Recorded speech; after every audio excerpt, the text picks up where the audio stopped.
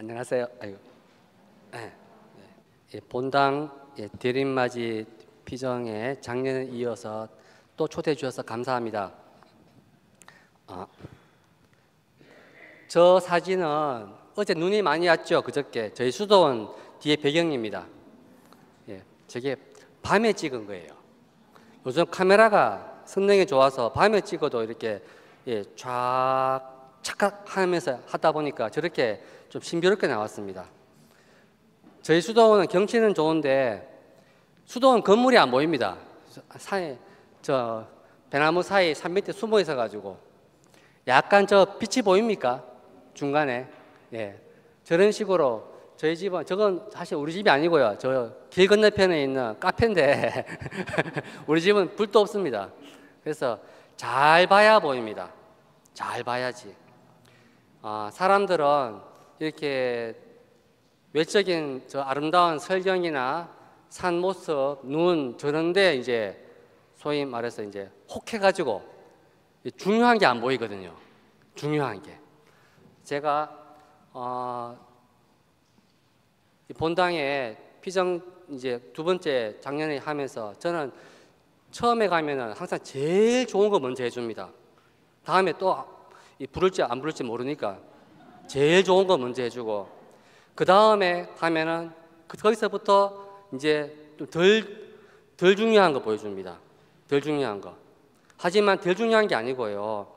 앞에서부터 이렇게 싹이 터서 가지가 나오고 꽃이 나오고 하듯이 점점점 만개해 가는 과정입니다. 그러니까 뒤에 걸 들으면 처음에 들었던 게 그래서 중요했던 거였구나. 정말 중요한 거였구나라는 걸 알게 됩니다. 그 말은 저를 두 번, 세 번 만날 때마다 처음에 만났을 때는 잘 몰랐는데 정말 좋은 사람이었구나 깨달아갑니다. 가면 갈수록. 처음엔 잘 모릅니다.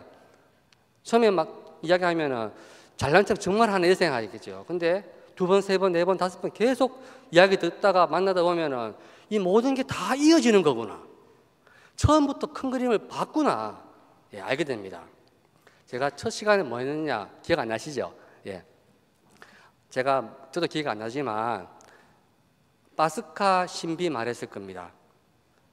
파스카 어린 양이신 그리스도에 대해서 아마 말했을 거고, 내용은 성체 성사의 신비에 대해서 말했을 겁니다. 그게 제일 중요한 이야기입니다.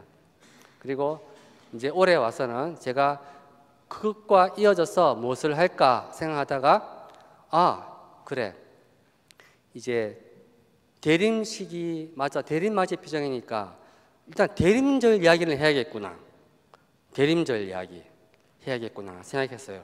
보통은 특강은 한 번을 하는데 이 본당에서는 제가 두 번을 하라고 해가지고 그러면 첫 번째 일단 대림을 중요한 이야기 했습니다. 근데 보통은 첫 번째 대림 이야기 안 했고요. 제가 어디 가서 대림 특강 하면은 항상 성탄절 관한 이야기를 했습니다. 대림절 이야기 한 적이 없어요. 성탄 대축일과 성탄의 신비에 대해서 말을 했습니다. 왜? 부활 다음에 중요한 게 성탄이니까 이렇게 했어요. 근데 일본당은 두 개가 하라고 하니까 제가 첫 번째 강의는 좀 덜 중요한 걸 해야겠다. 대림시기. 그러면 대림시기부터 이제 쭉 하면 대림, 성탄 오늘 끝내겠죠. 그러면 목표가 성탄이 아니고요. 오늘 제목처럼 부활의 빛을 향한 여정입니다. 부활을 되기를 바라는 거예요. 부활. 그러니까 부활이란 뭐냐? 머리로 주님 부활을 믿는다는 게 아니고, 부활하신 그리스도께서 지금 이 순간 이 자리에 그리고 나와 함께 계시다는 게 중요합니다. 믿는 겁니다. 머리로 믿는 게 아니고 정말 주님이 내 곁에 계시구나. 한마디로 임마누엘이죠. 정말 내 곁에 계시는 정도가 아니고 나와 함께 계시고 나와 함께 고통당하고 나와 함께 부활을 향해 나가고 있고 좌우지간 내 배우자보다 더 가까이 있는, 자식보다 더 가까이 있는, 나보다 더 가까이 있는 나구나.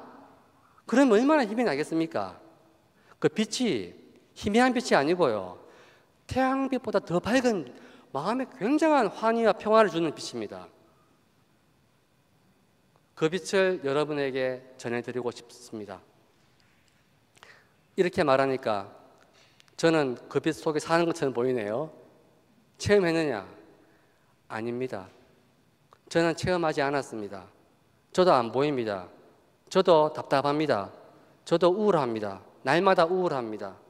날마다 별로 뭐랄까 기쁜 날보다 59분 괴롭고 1분 조금 평화롭습니다. 솔직히 그래요. 근데 나도 이런데 여러분한테 무슨 기쁨과 평화를, 부활의 기쁨을, 빛을 전해줄 수 있겠습니까? 근데 희한하게도 제가 경험상 제가 더 잘 봅니다. 왠 줄 알아요? 빛은 어둠 속에 있을 때 잘 보입니다. 빛 속에 있으면 빛이 안 보입니다. 제가 어둠 속에 늘 수도원에 저렇게 아름다운데 무슨 어둠 속이냐? 세상에 사는 사람들은 너무 사는 게 힘들다 보니까 평화를 갈망을 합니다. 기쁨을 갈망을 합니다. 주님을 만나고 싶어 합니다. 수도원에는요, 늘 주님과 함께 사니까 세상의 즐거움과 쾌락과 욕망을 그리워합니다. 희한합니다. 희한해요.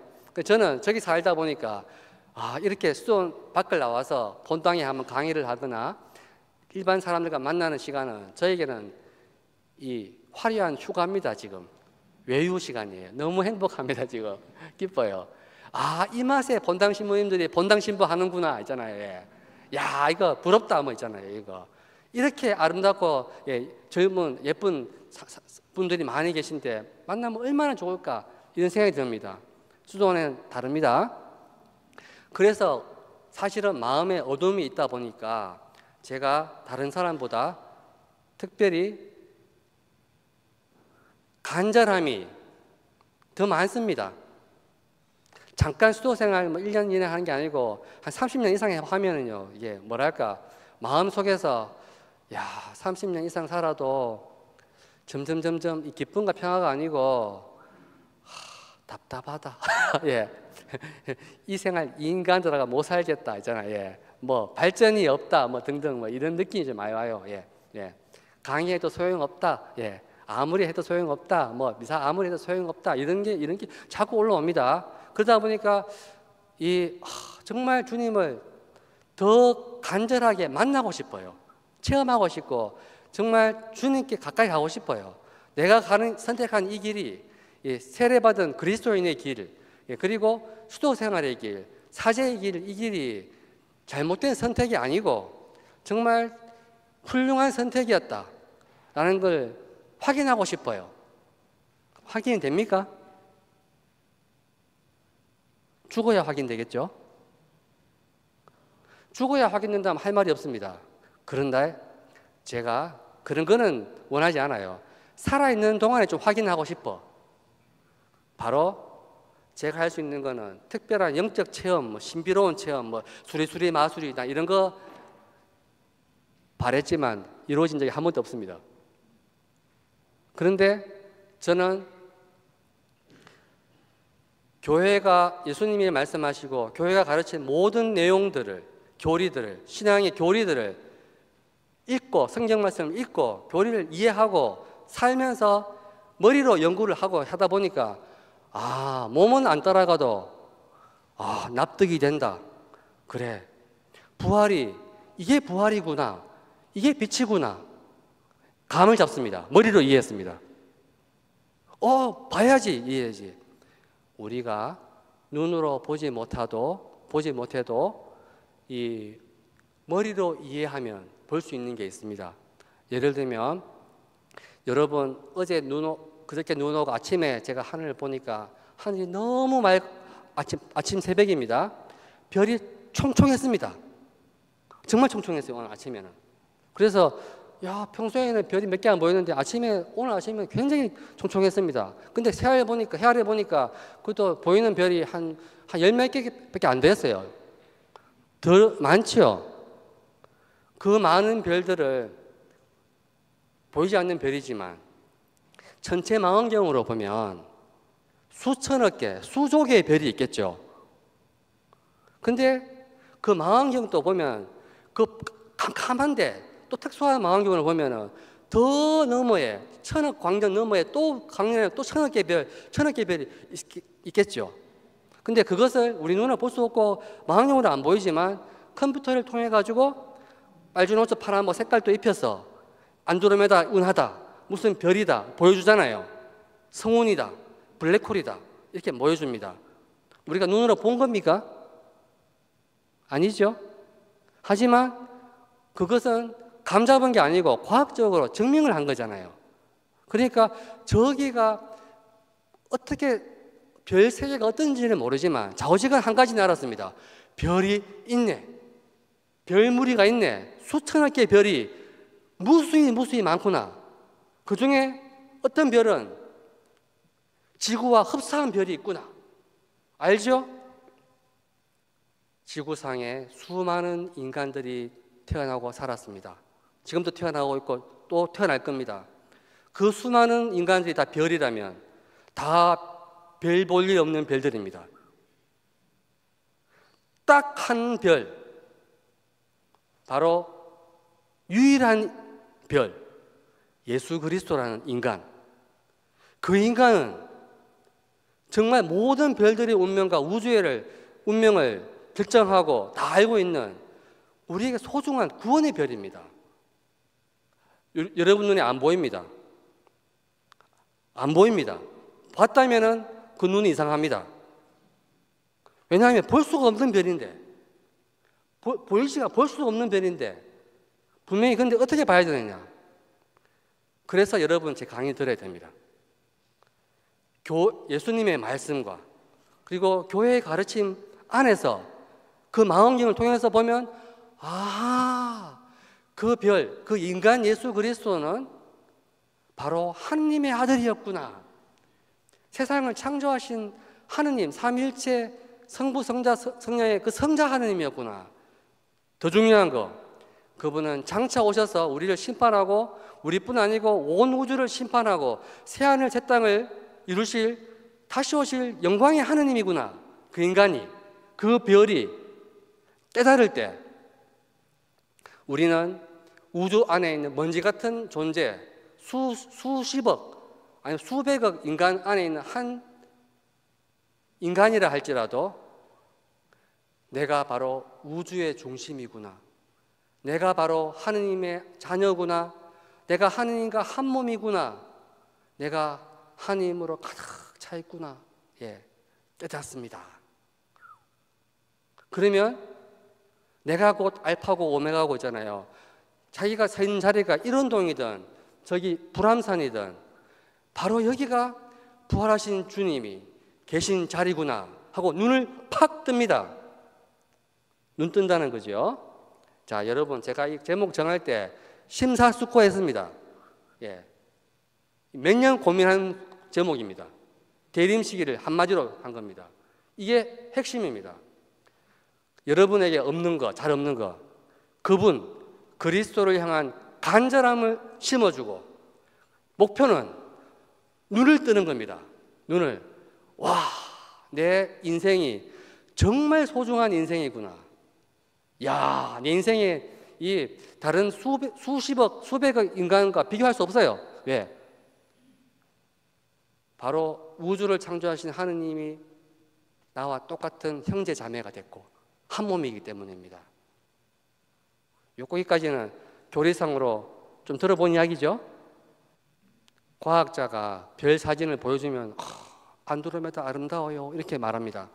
그러나 그 사진을 찍기 위해 가지고 어떤 망원경을 썼고 그 어느 방향으로 망원경을 갖다 댔고 그리고 어떻게 나온 정보를 사진이 나온 게 아니고요. 숫자 나옵니다. 나오는 거를 그 계산을 해가지고 색깔 입히고 해서 나온 겁니다. 자, 이제부터 입혀드리겠습니다. 그러면 마지막에 눈뜨기를 바라는 거예요. 우선 간단히 목차 총 6가지 말할 겁니다. 첫 번째는 전래주년 안에서 대림시기가 어떤 의미인가 제가 설명하고 뒤에 다 나옵니다. 두 번째, 대림의 뜻이 뭐냐. 세 번째는 대림시기에는 두 가지 성격이 있다. 하나는 첫 번째 오심이고 두 번째 오심이다. 요 이야기 할 거고, 네 번째는 대림절은 4주간으로 이루어져 있다. 예. 그리고 다섯 번째는 대림시기 안에서 여러분이 좋아하시는 시간절례, 특별한 부분을 설명 좀 해드리고, 여섯 번째 결론입니다. 대림시기와 파스카 신비. 그러니까 여러분 고백이 아멘 오십시오 주 예수님 하고 마음에서 탁 이렇게 고백이 나온다면 제가 뭐랄까 인공위성이 대기까지 올라간 겁니다. 성공한 겁니다. 그게 안 나오면은 다시 돌아가면 됩니다. 처음부터 다시. 첫 번째, 전래주년 안에서 대림시기. 어떤 의미입니까? 제 말이 아니고 이 교회의 문헌을 응용하면 됩니다. 제시아 바티칸 공의회 문헌 전래 헌장에 보면 전래주년 백이항의 전래주년에 대해서 딱 이렇게 요 문단이 나와 있습니다. 전래주년입니다. 대림시기를 말한 게 아니고 전래주년 전체를. 여기 보면 총 세 문단이죠. 앞에서부터 중요한 겁니다. 뭐냐? 첫 번째 보면 거룩한 어머니인 교회는 한 해의 흐름을 통하여 전래주년이죠. 지정된 날들에 하느님이신 자기 신랑의 구원 활동을 거룩한 기억으로 경축하는 것을 자기 임무라고 여긴다. 이제 핵심이 자기 신랑 그리스도의 구원 활동을 기념하는 게 전래주년입니다. 핵심이 그리스도입니다. 그리스도 빠지면 안 됩니다. 성모님도 아니에요. 그 다음에 중요한 게 주간마다 주일이라 불린 날에 주님의 부활을 기념하고, 이 제일 중요합니다. 주일 미사가 제일 중요해요. 주일 미사는 바로 주님의 부활을 기념하는 게 중요합니다. 핵심이 부활입니다. 그 다음에 또 똑같은 식으로 1년에 한 번 부활절입니다. 주님의 복된 순환과 함께 이 부활 축제를 가장 장엄하게 지낸다. 부활절 주일만 지내는 게 아니고 성삼일, 성금요일, 성토요일, 그 부활 대축일 주일 3일을 똑같이 이게 똑같이 1년에 한 번 지내는 큰 주일이래요. 이제 이게 첫 문장입니다. 그러니까 전래주년의 핵심은 제일 중요한 거는 부활인데, 그리고 주일이 제일 중요하다 이 말을 했습니다. 늘 하고 있죠 지금. 근데 늘 하니까 중요한지 모릅니다. 그래서 교육상 덜 중요한 거를 이제 합니다. 다음 문장. 한 해를 주기로 하여 강생과 성탄에서부터 승천, 성령 강림날까지 또 복된 희망을 품고 주님의 오심을 기다리는 대림까지 그리스도의 신비 전체를 펼친다. 예. 앞에 첫 문단의 핵심이 그리스도인데 주일마다 똑같이 늘 있는데 사람들이 잘 못 깨달으니까 또 친절하게 있잖아요. 1년 동안 쫙 펼쳐가지고 주님이 늘 우리와 함께 계시다는 것을 교육시키기 위해 가지고 이제 예수님의 생애를 쭉 펼쳐서 기념을 하는데, 재밌는 거는 표현이 보세요. 출발이 뭡니까? 한 해를 주기로 했는데 출발이 강생, 이 성탄 6화입니다. 강생과 성탄에서 붙어지요. 이상하죠? 전래주년 시작이 강생 성탄은 아니죠? 대림절 아닙니까 지금? 대림 제1주부터 시작하죠. 오늘 저녁부터. 근데 표현이 성탄에서부터 예수님 태어나는 것부터 해서 승천, 성령 강림 했고, 그리고 까지니까 대림까지입니다. 여기서 대림은 기본적으로 아기 예수 성탄 기다리는 게 아니고요, 주님의 재림을 기다리는 대림절입니다. 그러니까 우리는 현재 지금 우리 현재 실제로 우리는 전례적으로 말하면 어느 시기에 와 있습니까? 우리는 성탄식이 아니죠. 우리는 지금 부활식이 아닙니다. 우리는 어느 시기에 와 있어요? 맞아요. 우리는 늘 대림식입니다. 사실은 주님이 오실 때까지, 성령 이미 받았잖아요. 왔잖아요. 오실 때까지 기다려야 되는데, 기다리는데 그 주님이 돌아오시는데 간절하게 기다립니까? 간절합니까? 저는 전혀 안 간절합니다. 예. 주님이 뭐 오지 말라는 말은 못 하겠어요. 예. 하지만 오신다면 좀 오셔야 되는데 제발 좀 늦게 오시라고. 예. 적어도 내가 한 95살 살고 최소한 그때 오시기를. 너무 늙어가지고 살면은 100살 넘어 살면은 살 수도 있지만 친구도 없고 사는 게 힘들어져요. 예, 재미도 없고. 그래서 95세까지는 강의도 하고 멋지게 살다가 그때 되면 주님이 오면 할 수 없이 이제 다 살았다 뭐 이러고 있잖아요. 예, 하늘나라 가겠습니다. 어서 오세요. 어서 오세요. 아멘. 어서 오세요가 아니고요. 오세요 이겁니다. 약간 이런 마음. 제가 이렇습니다. 여러분은 어떻겠습니까? 여러분은 어쩌면 저보다 나을 수가 있습니다. 사는 게 너무 힘들어서, 정말 너무 힘든 사람은 있잖아요. 어서 죽고 싶어요, 진짜로. 그런 사람들은 주님 어서 오시라고 할 수 있습니다. 예. 하지만 그 말은 살기가 싫어가지고 너무 힘들어서 오시라는 게 아니고요. 사는 것도 즐거운데 죽은 다음은 더 안 즐겁겠냐 이런 마음으로 오라고 하기를 제가 이제 이게 마음을 바꿔드리는 겁니다. 그리고 마지막 목적입니다. 전례주의 목적은 이렇게 구속의 신비들을 기억하며 자기 주님의 풍요로운 힘과 공로가 모든 시기에 어떻게든 현존하도록. 원래는 주일마다 현존하고 매일마다 현존하지만 사람들이 매일 주일마다 현존이 안 되니까 그래도 특별한 시기에 성탄절, 부활절, 뭐 대림시기, 사순시기, 무슨 대축일 이런 날이라도 주님이 나와 함께 계시구나 깨닫고 좀 기쁨과 평화를 느낄 수 있도록 그 보고를 신자들에게 열어서 신자들이 거기에 다가가서 구원의 은총으로 충만해지도록 한다. 이겁니다. 사실 전례 자체에서 은혜를 받지만 시간 전례 안에서 은혜를 받지만 하도 은혜를 못 받으니까 이렇게 또 특강 또 하는 겁니다. 하면은 정말 바치는 시간 전례가 대단한 거였구나. 주님의 사가 대단한 거였구나 깨닫는 거예요. 이제 아직까지는 간절하지 않죠. 이제 뒤에 가면 간절해질 겁니다. 대림 시기는 한마디로 고행의 시기가 아닙니다. 대림 시기의 성격은 절제된 기쁨입니다. 중요한 건 기쁜 시기예요. 기쁨. 기다리는 거는 기쁜 거예요. 근데 그 기쁨을 절제합니다. 왜냐하면 성탄 축제에 충만한 기쁨이 너무 일찍 드러나면 김새잖아요. 영화 보더라도 줄거리 너무 빨리 말해주면 김새잖아요. 스포일러 아닙니까? 그거 한 가지입니다. 사실은 매일 기쁨이 충만한 사람은 괜찮아요. 하세요. 괜찮습니다. 근데 실제로 안 기쁘잖아요. 그러니까 안 기쁜데 정말 제대로 기쁨을 맛보기 위해 가지고 우리 기쁨이 없는 상태, 바로 고통받고 병고에 시달리고 억울하고 괴로운 그 시기를 이스라엘 역사든 통해 가지고 전례적으로 마치 지금 괴로운 것처럼, 사실 정말 괴로우면 그때 괴롭습니다. 하지만 괴로운 걸 이게 따라가면서 점점점 주님이 우리 괴로움을 없애려고 오셔가지고 기쁨과 평화를 주신다는 것을 전례적으로 따라가다 보면 태어나신 아기 예수님이 정말 고마운 거예요. 구세주입니다. 이게 안 되면 태어나도 나랑 아무 관계없는 아기입니다. 예. 주님이 부활해도 나랑 관계없어. 태어나도 나랑 하나도 안 즐거워요. 그럴 수 있습니다. 그래서 전례적으로는 어떻게 하냐면 이 절제된 기쁨을 드러내려고 제대 주위에 꽃장식을 안 합니다. 대림 시기에. 안 했네요. 예. 그리고 대행광성을 안 합니다.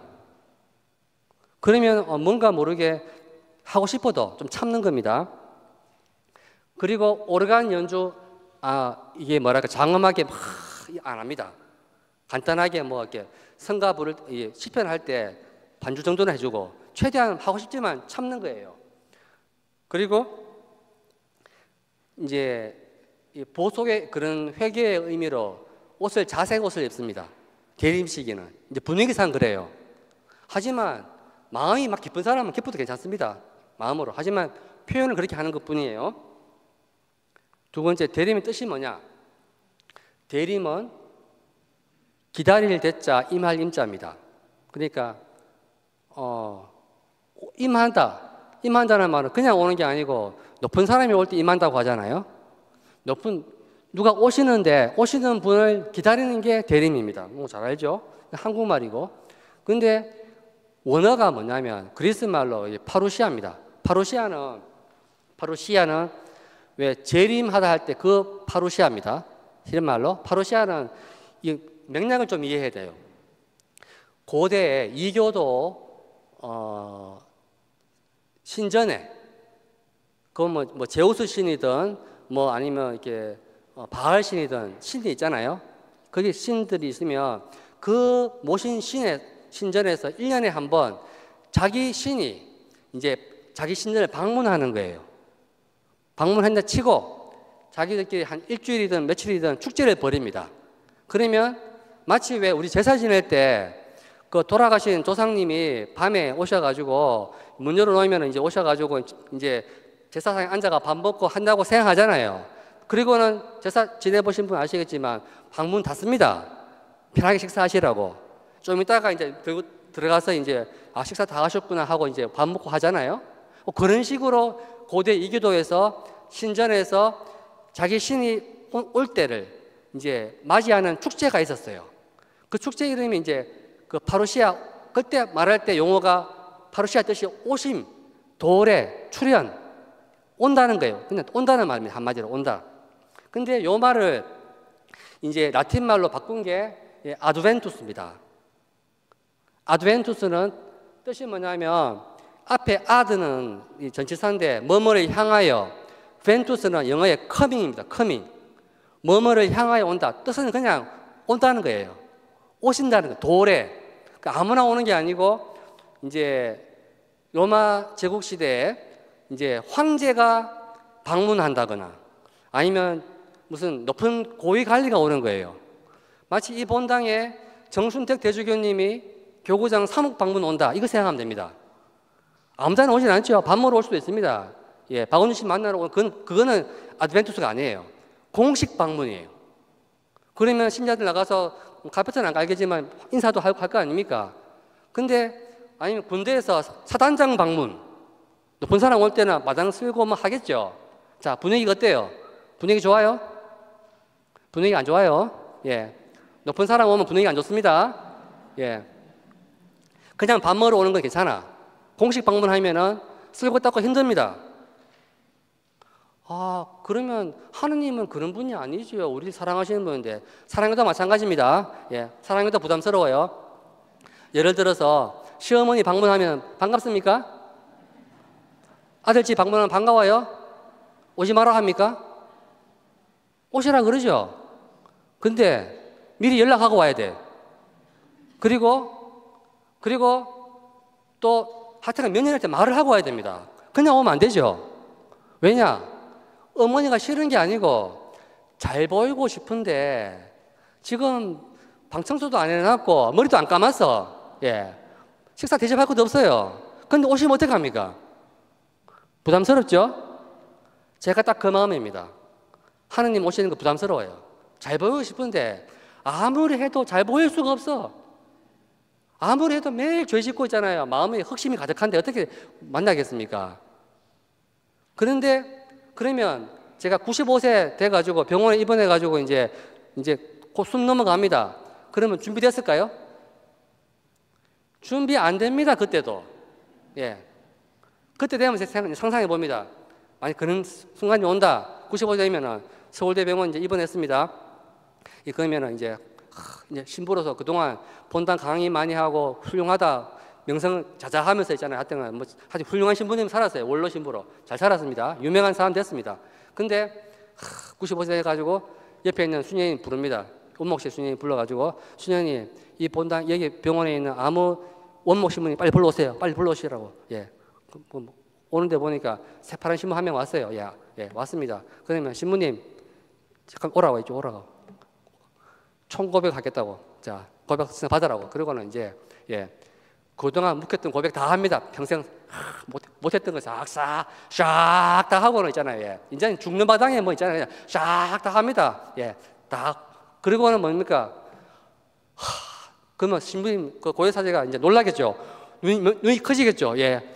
야, 이렇게 훌륭한 원로 신부님, 이렇게 유명한 수사 신부님이 이렇게 음흉한 사람이었구나 있잖아요. 예. 와, 정말 와 역겹다, 혐오스럽다 막 있잖아요.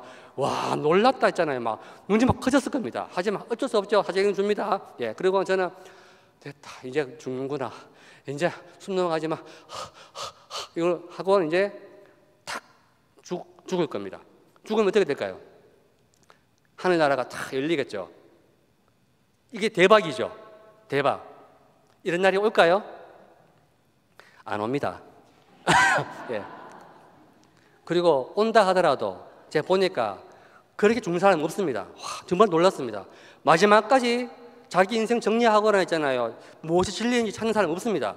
마지막까지 어떻게든 살으려고, 어떻게든 나으려고, 95세 돼도 나으려고 생각하지 있잖아요. 죽을 사람 아무도 없어. 그러니까 죽을 준비 하나도 안 하고, 중요한 건 죽을 준비가 아니고요. 이겁니다. 사는 동안에 단 한 번도 기쁨과 평화를 누린 적이 없습니다. 복음의 기쁨 누린 적이 없습니다. 왜냐? 죽을까 걱정하면서, 혹시 천당 못 갈까 불안해하면서, 예. 그리고 형제 자매들과의 돈 문제, 감정 문제, 서로 관계 문제 때문에 서로 미워하고 용서 못하면서 아웅다웅하다가 끝까지 한 번도 평화를 못 누리고 용서 못하고 사랑 못하고 그리스도를 닮아보지도 못하고 하다가 죽는 겁니다. 대부분 그렇게 살다가 죽습니다. 제가 보니까 대부분. 제가 과장했을까요? 저처럼 그분을 간절히 기도하고 바라고 해도 그렇게 되는데 아무 생각 없이 살고 있는데 되겠습니까? 간절히 바라지 않으면 별이 보이지를 않습니다. 별 보기 어려워요. 설명 듣고 해주면 설명 잘 들어봐야지. 아, 저기 희미한 저 별이 저 주님의 별이구나 깨닫습니다. 아무리 십자가를 말 설치하고 아무리 시간 전례를 많이 하고 아무리 미사를 해도 안 보입니다. 왜 안 보이겠어요? 여러분이 본다고 하기 때문에 안 보이는 겁니다. 보는 사람은 왜 못 보느냐? 요한 1서에 이런 말이 나오죠. 하느님은 사랑이십니다. 사랑하지 않는 사람은 하느님을 알지 못합니다. 하지만 사랑하는 사람은 하느님을 알아봅니다. 그러니까 알아보는 거 쉬워요. 사랑을 하면 되는데 그 사랑이 그리스도의 사랑이 아닌 거예요. 참 사랑이 아닙니다. 자기식의 사랑입니다. 그 사랑은 어떤 사랑이냐? 바로 그리스도의 죽음과 부활을 통한 바로 그리스도의 파스카 신비에 동참하는 사랑, 바로 내가 그리스도와 한 몸이 되어서 그리스도처럼 이웃에게 봉사하고 사랑하겠다. 예. 이렇게 사랑하는 사람은 그것이 랩톤 두닙을 내는 봉헌이라 하더라도 그것은 온 세상을 봉헌하는 것처럼 큰 거고, 세상을 위해서 목숨을 바치고 산을 옮기고 하는 천사의 말을 하는 그런 사랑을 한다 하더라도 그게 그리스도를 닮는 사랑이 아니라면 그것은 아무 소용이 없습니다. 그러니까 결론이 부활의 빛에 이르지 못하면 대림성탄 아무리 사선해도 아무 소용없습니다. 시간절례 아무리 해도 소용없습니다. 결국은 시간절례든 미사든 주일 미사든 핵심이 뭐냐? 자기 신랑이신 그리스도의 신비, 바로 그리스도의 신비 갈로 열고 인간의 신비, 더 갈로 열고 나의 신비입니다. 여러분의 개인의 신비입니다. 옆 사람의 신비 아니고 여러분 개인의 신비입니다. 여러분 인생의 신비예요. 여러분 인생은 너무 소중한 거예요. 왜? 그러니까 그 인생을 살기 위해서 하느님이 당신 목숨까지 바쳤거든요. 목숨도 없는데 만들어서 바쳤어요. 그러니까 여러분 얼마나 소중합니까? 그래 자기가 정말 소중하구나 깨달을 때 눈을 탁 뜨는 겁니다. 그러면 자존감이 굉장히 올라가고 굉장히 평화로워지고 거기서부터 이웃을 위한 사랑이 저절로 흘러나옵니다. 저절로. 그것을 보고 옆에서 볼 때 성령 맞았네, 성령 충만하네 아는 거죠. 그런 게 이제 아드벤투스인데 현재 이런 게 이루어지도록 전례가 만들어 놨습니다. 그래서 그리스도교 용어인 대림절은 앞에 말했던 그 파루시아하고 아드벤투스 결합된 것 비슷해요. 그래서 첫 번째가 뭐냐? 첫 번째는 원래 대림절은 성탄 축제, 성탄절을 준비하려고 하는 기다리는 거였어요. 왜냐하면 초대교회 때부터 초세기 교회에는 성탄절에 세례를 받았거든요. 원래 부활절에 자주 받았어. 하지만 신자가 많으면 성탄절도 받았어요. 성탄절에 우리 여기도 성탄절 예비자반이 있잖아요. 그것처럼 그러니까 세례 받기 위한 준비로 뭐 3주, 40일 뭐 이렇게 6주 왔다 갔다 하다가 나중에 이제 대림절이 생깁니다. 그러니까 한마디로 성탄절을 준비하는 게 대림절의 원래 목적이었어. 그런데 이제 세례자가 사라지기도 하고, 뭐 세례 안 받는 사람은 그건 뭐 하느냐? 그 의미를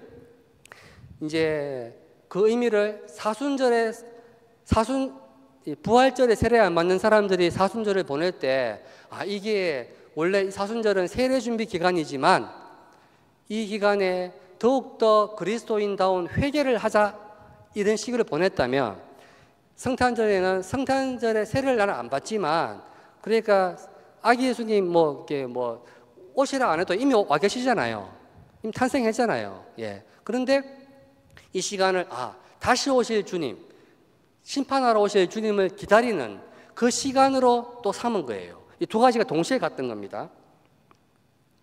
그런데 우리의 기다림은 정말 간절한 기다림이 있습니까? 정말 간절하게 기다립니까? 잘 안 되죠. 저는 사람들에게 이 간절함을 심어주고 싶다 보니까, 하다 보니까 제가 간절해집니다. 대림 시기는 성격이 두 가지가 있습니다. 앞에 말씀드린 것처럼 전례준영과 전례력에 관한 일반 규범이라는 책이 있어요. 미사경문안에 있는데 거기 보면 딱 나와요. 대림 시기는 두 가지 성격을 지니고 있다. 이 시기는 한편으로는 하느님의 아드님께서 사람들에게 처음 오셨음을 기념하는 주님 성탄 대축일을 준비하고, 성탄 주기를 준비하는 게 첫 번째 의미, 기다리고, 두 번째, 다른 한편으로는 이러한 기념을 통하여 시간이 끝날 때, 종말입니다, 두 번째 오실 그리스도를 기다리도록 사람들의 마음을 이끄는 때다. 탄생과 재림 두 가지를 기다립니다. 전례적으로는 둘 다 전례적입니다. 근데 이 두 가지 이유로 대림 시기는 열심히 그리고 기쁘게 기다리는 때다. 그러니까 기쁨을 뺏어가는 게 아니고 더 기쁘려고 기쁨을 참았다가 점점 이제 음악으로 말하면 이제 크레셴도입니다. 크레셴도 점점 커져가는 거죠. 이런 걸 해야지 나중에 정말로 기쁘게 되죠. 또 성탄이 끝이 아닙니다. 성탄은 이제 로켓가 불 붙은 것밖에 안 됩니다. 쫙 올라가서 끝까지 올라가서 대기권에 통과하는 게 뭐냐? 그게 이제 부활까지 올라가는 겁니다. 그렇게 돼야 됩니다. 되도록 전례가 인도합니다. 잘 따라가면 인도됩니다. 지금 현재는 예수님이 탄생을 먼저 하고 그 다음에 재림을 하잖아요. 근데 우리 전례 대림 시기 안에서 이 반대가 됐어요. 그래서 이제 재림이 먼저 오고 일부, 그래서 대림 제1주일부터 12월 16일까지는 대림 시기 일부로서 재림을 기다리고, 2부는 이제 17일부터 24일까지 본격적으로 성모님 출산 준비입니다. 출산 준비. 그래서 탄생 기다리는 게 전례적으로 17일부터 분위기가 확 바뀝니다. 이거 중요합니다. 대림 감사송을 보면은 표현이 되어 있어요. 감사송이 두 개가 있거든요. 이제 일은 앞에 1부 때 노래하는 건데 제목이 그리스도의 두 차례 오심. 그래서 내용을 보면 그리스도께서 비천한 인간으로 처음 오실 때에는 구약에 마련된 임무를 완수하시고 저희에게 영원한 구원의 길을 열어주셨나이다. 첫 번째 오심을 말하고, 그 다음에 그리고 빛나는 영광 중에 다시 오실 때에는 저희에게 반드시 상급을 주실 것이니 저희는 지금 깨어 그 약속을 기다리고 있나이다. 이제 매일 이렇게 노래하는 겁니다.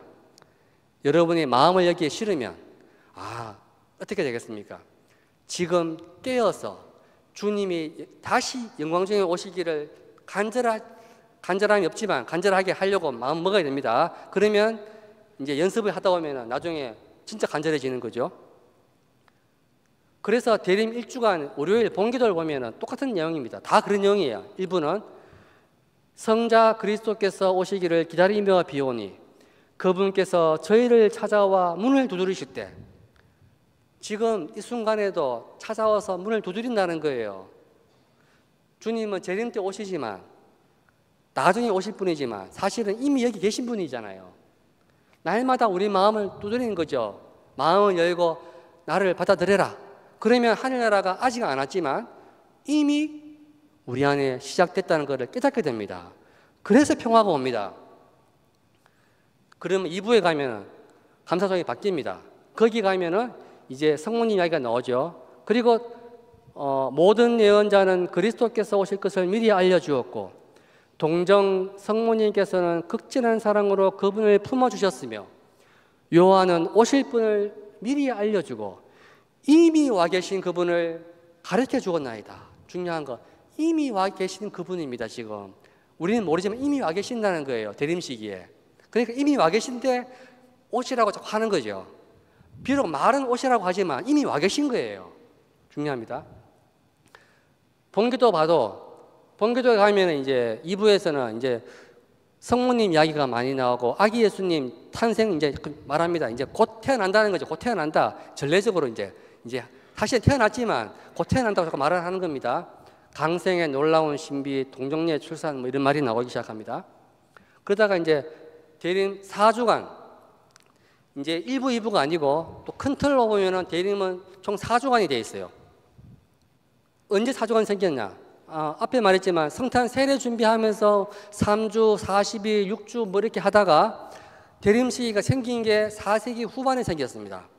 그전에는 대림 시기가 없었어요. 그리고 성탄절 역시 4세기 초에는 생겼지 그전에는 생긴 적이 없습니다.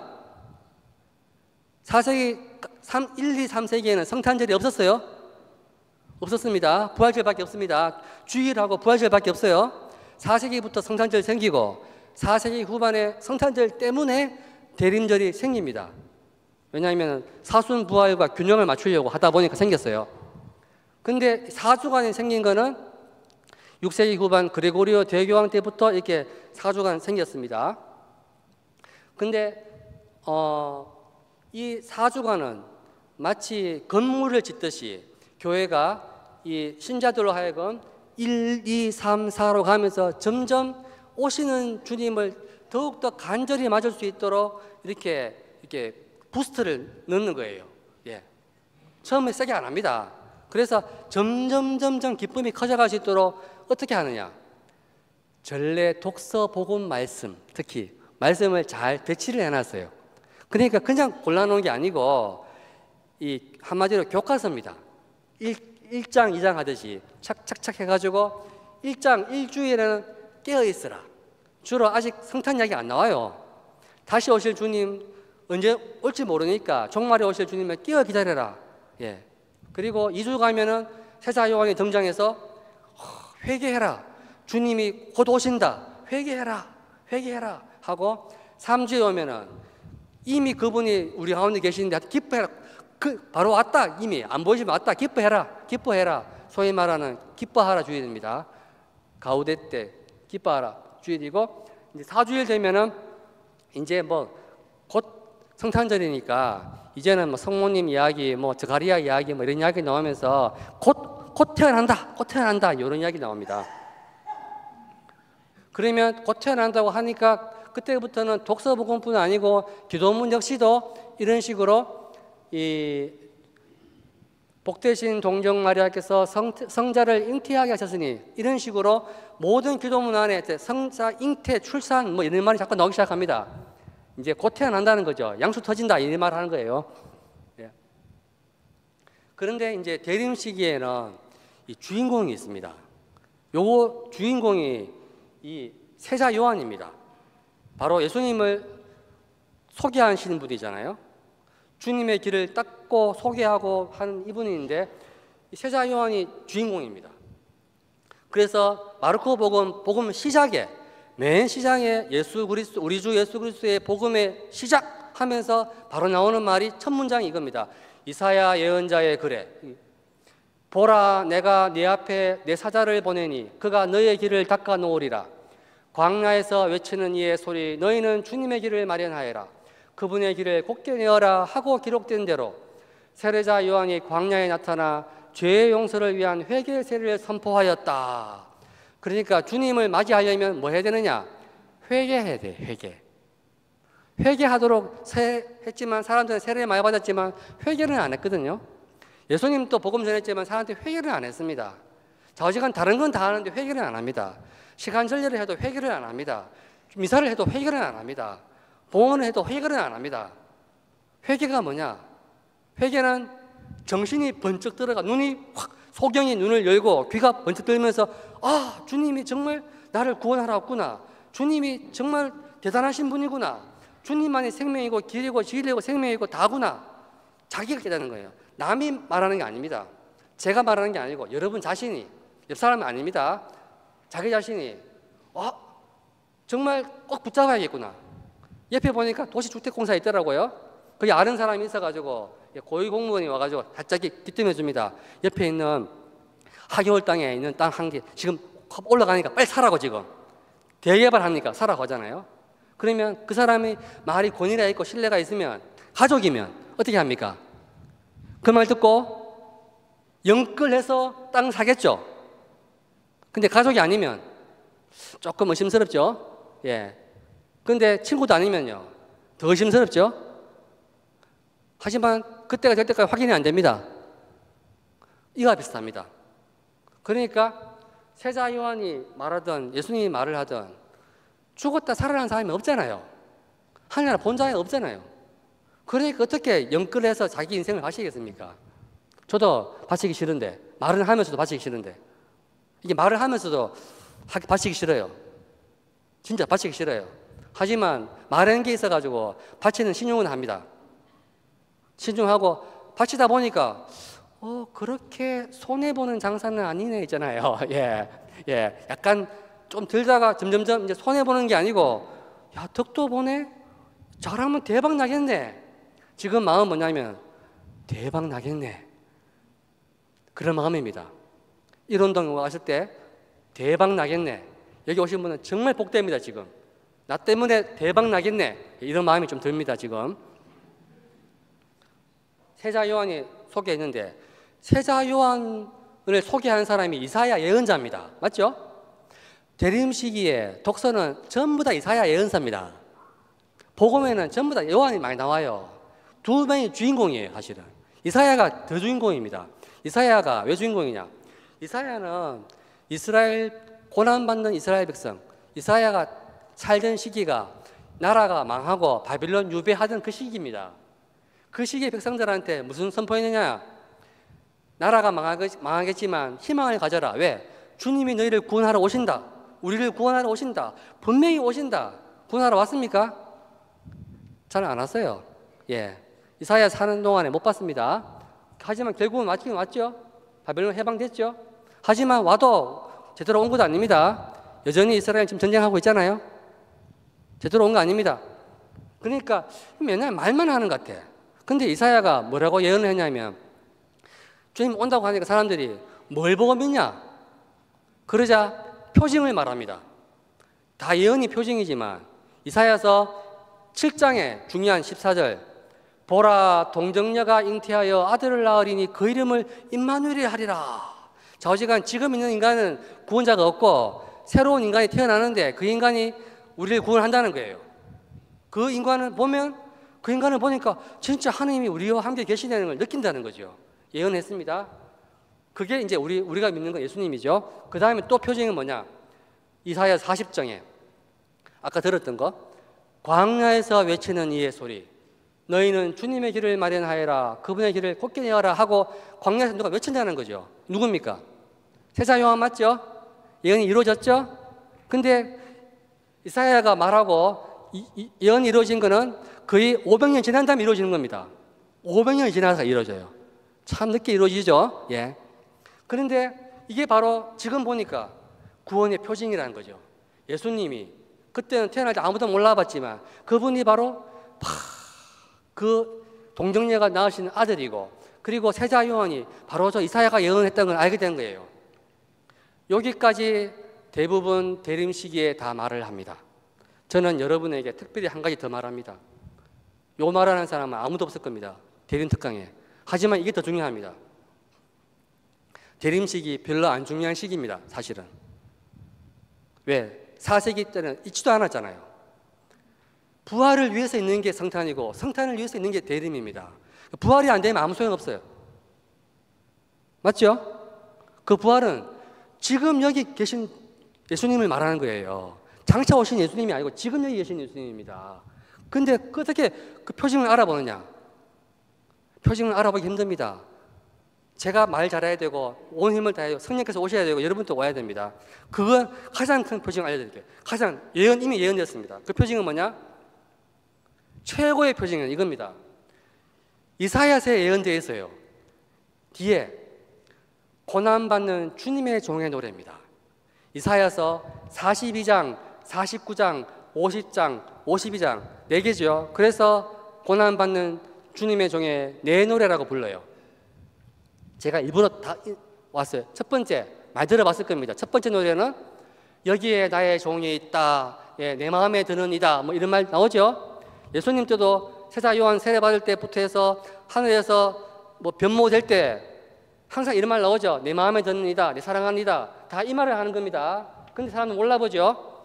두 번째 노래, 너는 나의 종이다, 너에게서 나의 영광이 드러나리라. 예수님이 바로 하나님 아버지 자식인데 지금 종입니다. 지금 나오고 두 번째 나옵니다. 더 중요한 건 이제 3번입니다. 이제 본격적으로 3번, 나는 종이 이래 되는 거예요. 나는 매질하는 자들에게 내 등을, 수염을 잡아 뜯는 자들에게 내 뺨을 내맡겼고 모욕과 수모를 받지 않으려고 내 얼굴을 가리지도 않았다. 예, 이게 표징이에요. 자, 이 표징 봤습니까? 봤죠? 예수님 순환 받을 때 수염 뜯기고 뚜기 맞았잖아요. 봐도 아무도 뭡니까? 표징을 몰라봤죠? 더 중요한 표징, 이제 부활의 표징입니다. 마지막 4번째, 보라 나의 종은 성공을 거두리라, 그는 높이 올라 숭고해지고 더없이 존귀해지리라. 이게 부활의 표징이죠. 근데 그 부활을 알아보느냐? 몰라봅니다. 왜냐하면 그 부활을 더 높여지고 숭고해지고 존귀해지는 게 뭐냐? 십자가에 올려지고 죽는 게 올려졌다는 게 현양된 거죠. 실제로 눈에 보이는 모습은 빨간색입니다. 그의 모습이 사람 같지 않게 망가지고 그의 자태가 인간 같지 않게 망가져 많은 이들이 그를 보고 즐거워하였다. 그러나 이제 그는 수많은 민족들을 놀라게 하고 임금들도 그 앞에서 입을 다물리니 이제까지 알려지지 않은 것을 그들이 보고 들어보지 못한 것을 깨닫기 때문이다. 깨달았습니까? 깨달았어요. 뭘 깨달았느냐? 예수는 하느님이 아니다. 예수는 그리스도가 아니다. 예수님 따르면 패가 망신이다. 손해본다. 인생 손해본다. 따르지 말자. 이게 결론입니다. 저렇게 되는 걸 누가 바랍니까? 열심히 시간 전례하고 미사하고 했는데 여러분 인생이 저런 식으로 사람 모습까지 하게 망가지고 거지되고, 예, 암 걸리고 뭐 사고당하고, 예, 사기당하고, 그거 원합니까? 모욕당하고. 아무도 원하지 않죠. 저도 원하지 않습니다. 저도 원하지 않아요. 그거 원하지 않는 게 당연한 거죠. 그거 원하면 그건 미친 사람이죠. 그런데 이게 표징이라는 거죠. 이게 성령께서 안 도와주면 표징을 알아보지 못합니다. 어떻게 알아보느냐? 십자가에 달린 예수님을 탁 보는 순간 그게 완전히 절망이고 빛이 사라지는 어두운 밤이에요. 희망이 없어. 그런데 그 속에서 누가 깨닫느냐? 마르코복음 맨 마지막에 보면 이방인 백인 대장이 깨닫습니다. 저분은 참으로 메시아구나. 저분은 저것이 죽기까지 사랑했구나. 인류를 구원하려고 죽기까지 사랑했구나. 그리고 갈릴레에서부터 하셨던 복음, 용서하고 사랑하는 것을 온몸으로 보여주네. 그러니까 밑에 있는 사람들한테 뭐라고 합니까? 아버지, 저들을 용서해 주십시오. 저들은 자기들이 뭘 하는지 모르고 있습니다. 이렇게 할 수 있습니까? 저는 마음으로는 안 됩니다. 죽어도 안 됩니다. 하지만 머리로는 됩니다. 그래서 그거 이제 기억해놨습니다. 죽기 전에 그렇게 하려고 마음먹고 있습니다. 예, 95세 되면 그렇게 하려고 마음먹고 있어요. 예, 그러니까 확실히 죽으면, 예, 제가 당장 다 용서하고 재산 다 헌납하고 다 손고배하고 다 할 거예요. 다. 근데 문제는 안 죽으면 또 괜히 빨리 회개했네. 괜히 빨리 회개했네. 이래 되잖아요. 회개하면 손해입니까? 기쁜 거예요. 손해잖아요. 맞죠? 회개하면 선하라는데 괴롭습니다. 그래서 회개를 못하는 겁니다. 그래서 날마다 기쁘지 않은 거예요. 그래서 주님을 따라가지 못하고 못 보는 겁니다. 회개란, 예, 그냥 믿는 겁니다. 성모님처럼. 동정녀가 내가 지금 남자도 모르는데 애 놓는다고 말하는데 믿어야 되잖아요. 그러면 단순히 믿는 게 아니고 자기 목숨이 왔다 갔다 파혼당하고 잘못하면 파혼당하면 또 죽어요. 돌 맞아가지고. 근데 성모님은 믿습니다. 피아트 아멘 했잖아요. 할 수 있겠습니까? 그래서 성모님 믿음이 대단한 거고 성모님이야말로 대림시기에 우리 모델인 겁니다. 지금. 그래서 성모님처럼 우리가 그걸 보고 깨닫는 거죠. 바로 우리 눈으로 볼 수 없다. 우리 의지로 불가능하다. 사랑한다는 거는. 그래서 뭐냐? 우리 의지로 안 되는 게 있죠. 사람이 모든 희망이 사라질 때 그때 변합니다. 이런 말 있죠. 사람이 죽을 때가 되면 변한다. 이런 말 있죠. 희망이 조금 남아있으면 안 변합니다. 알거지가 되든지 완전히잖아요. 예. 인간에서 절망을 할 때 완전히 절망하면 포기를, 이게 다른 말로 거룩한 포기. 거룩한 포기는 저 인간을 거룩한 포기한다. 진짜 포기한다는 말은 다 맡기는 겁니다. 그리고 나는 세상에 죽었다 하고 다 맡길 때 어떤 일이 생길까요? 성모님처럼 그냥 피아트 한 다음에 때가 되니까 요셉도 마음이 바뀌었습니다. 그리고 베들레헴에 갔더니 방도 없는데 구유가 생겼습니다. 그리고 아무도 모르는 줄 알았더니 목동들이 와서 찬미합니다. 모르는 줄 알았더니 동마박사가 와서 또 선물도 줍니다. 그리고 여러 가지 밖에 많았지만 우리 애는 안 죽었습니다. 그리고 나자렛 가서 잘 살았습니다. 남편 일찍 죽었습니다. 그냥 잘 키웠습니다.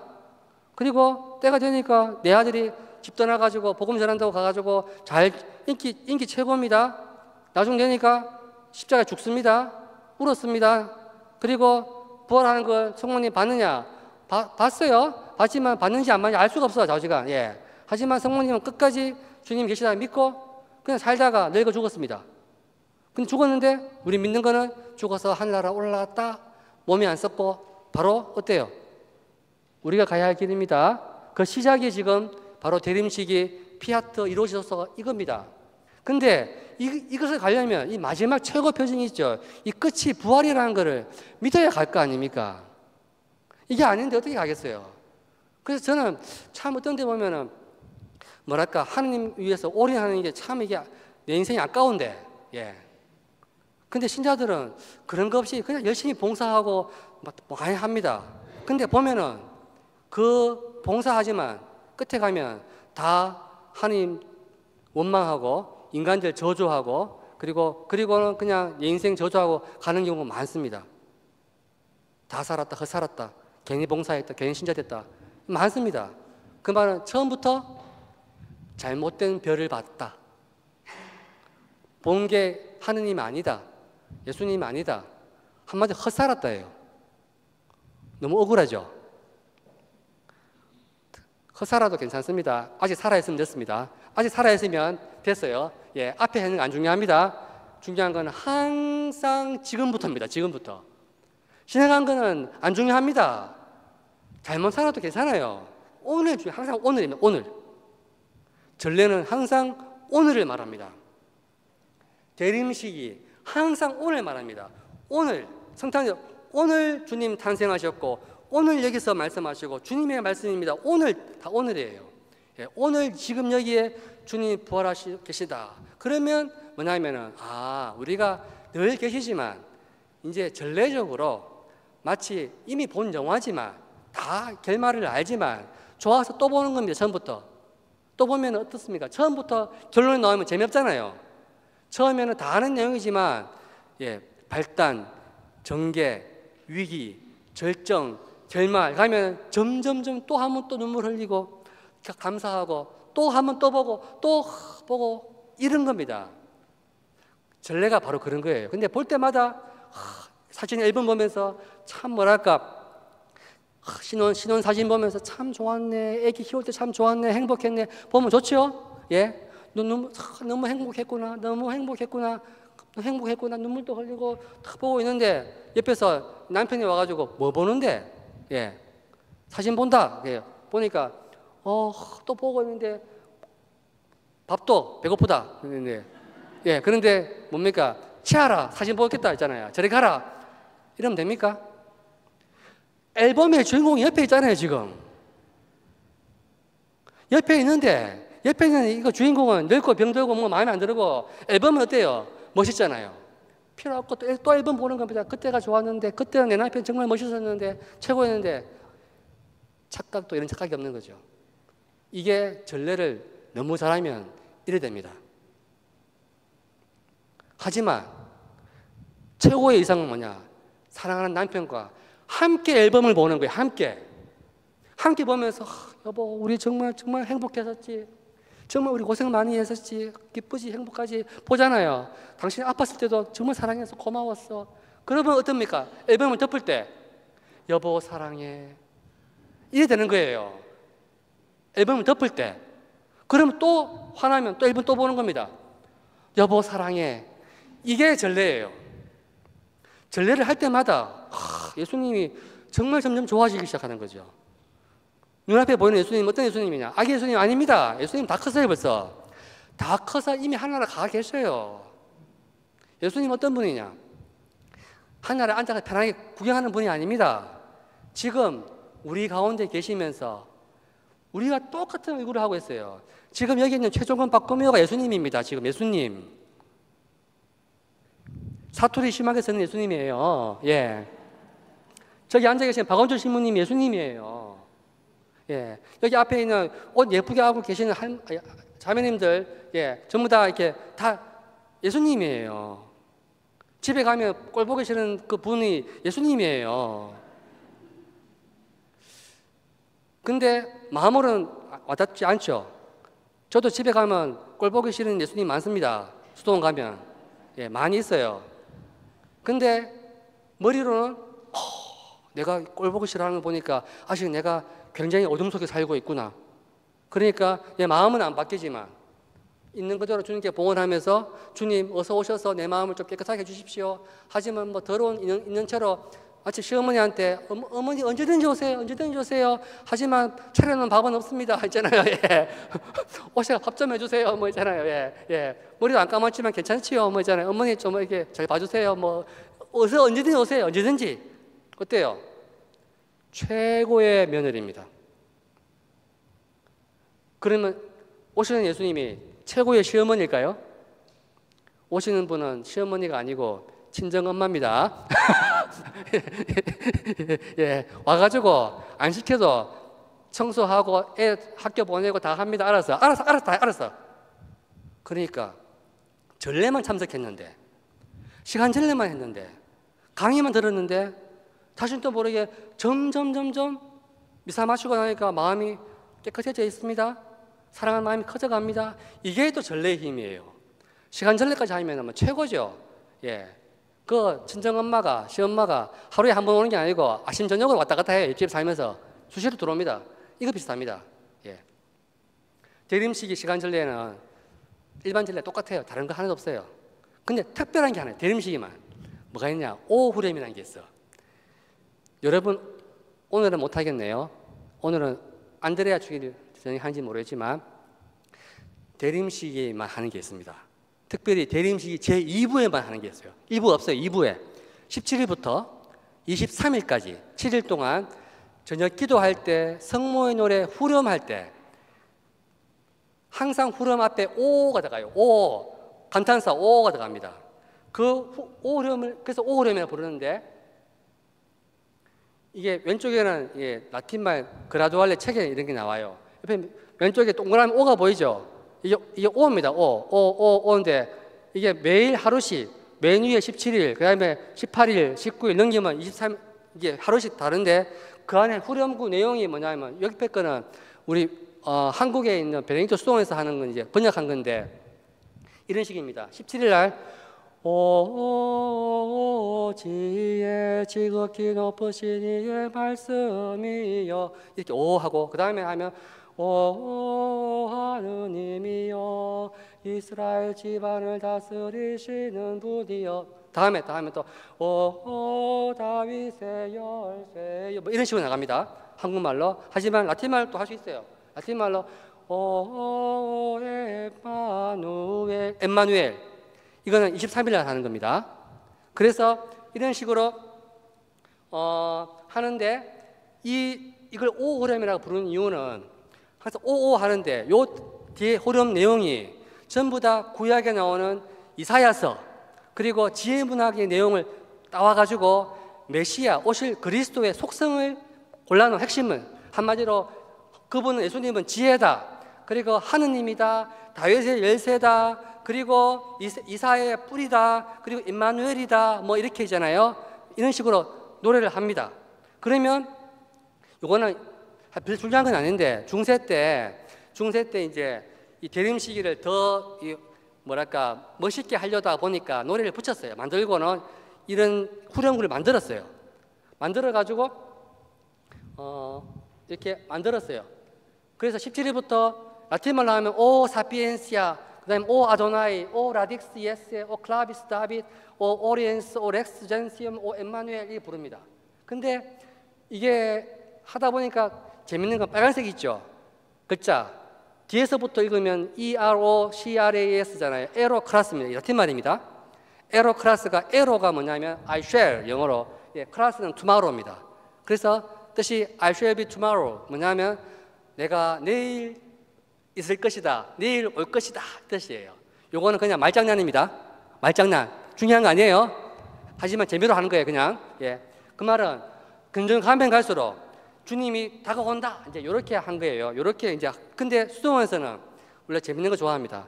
그래가지고 이제 17일부터 이제 저녁기도 할 때 그냥 안 하고 사제가 이제 이렇게 까빠 입고 나오고 분양하면서 이제 특별 분양도 하면서 그리고 성물도 할 때 선창자가 저 노래 갖다가 사피엔시 하면 오오 하는데 선창자가 안 하고 주례자가 박은주 씨는 잘 아시겠죠? 근데 주례자가 나와가지고 그러면 맨 첫날은 아빠스, 그 다음에는 원장, 그 다음에 부원장, 서열 넘버 1, 2, 3, 4, 5 나가면서 가면 그 뭡니까? 와 마치 프로야구 올스타전 같아.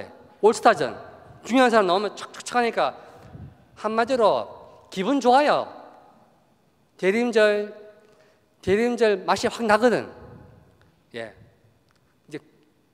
앞에 뭐 초도 불 붙였죠. 그리고 대림한도 하죠. 점점 이제 징글뱅 또 노래 들려오죠. 하잖아요. 기쁘다 95년만 다 하잖아요. 기분 좋죠? 기분이 너무 좋아도 문제입니다.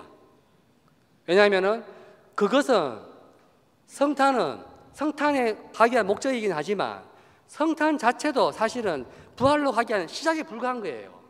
그러니까 어떻든 대림을 하든 성탄을 하든 이 부활로 방향을 가서 뭡니까? 이사야에서 예언됐던 고난받는 주님의 종의 그 표지, 십자가의 이 표지 얼마나 큽니까? 여기서 바로 저기가 바로 생명의 문이구나.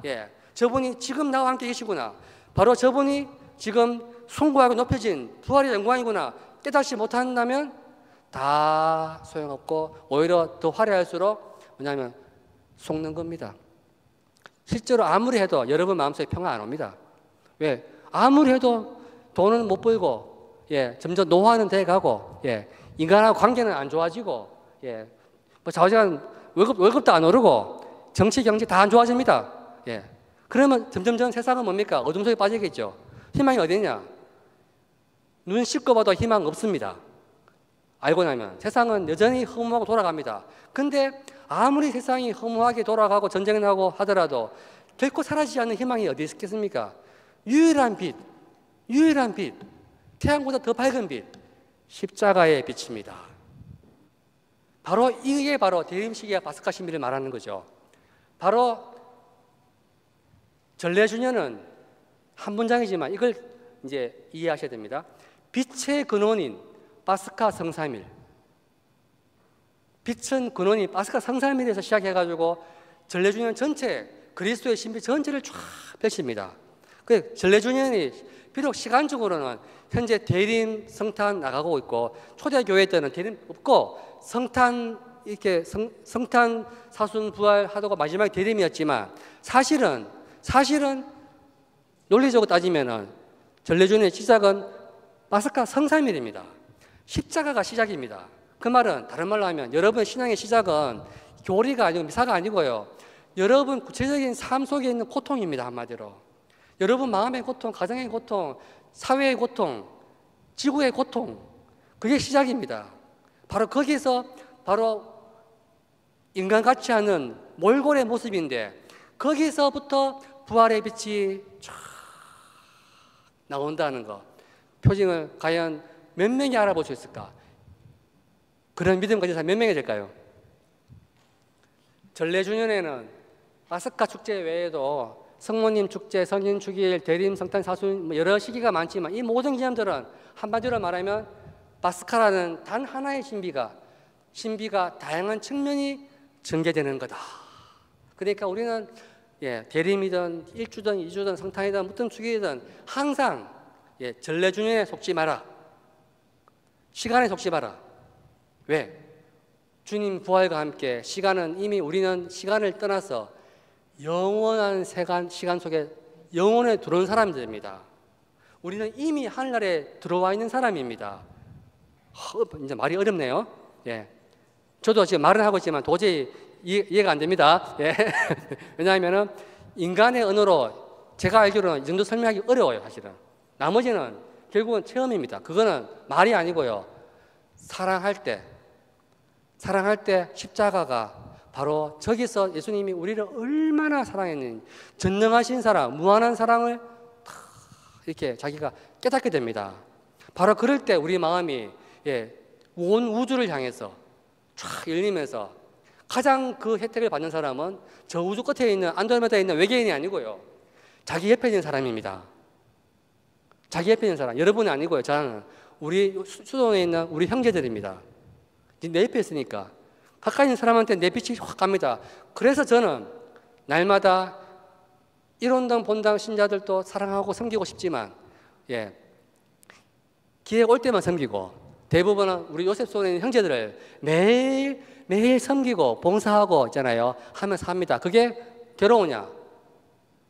괴로운데 마음 깊은 곳에 저는 기쁨이 자라고 있습니다. 점점 자라가지고 너무너무 기쁩니다.